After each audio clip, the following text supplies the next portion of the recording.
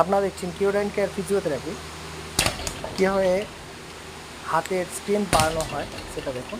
এনার অরিজিনালি আছে ক্ল্যাভিকাল fracture, plus finger fracture আছে।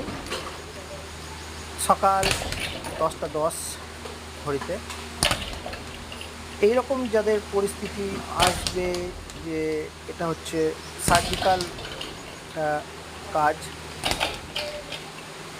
এই কাজ করতে গেলে দীর্ঘ সময় ধরে প্র্যাকটিস করতে হয়, বিভিন্ন আইটেমের উপর করতে হয়।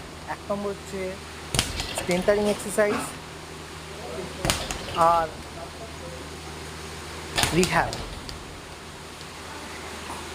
মেন হচ্ছে এখন যেটা দেখছেন সেটা হচ্ছে অ্যাক্টিভিটি থেরাপি। অ্যাক্টিভিটি থেরাপির ওপর জোর দিন, নিজেকে সুস্থ রাখুন সঠিকভাবে।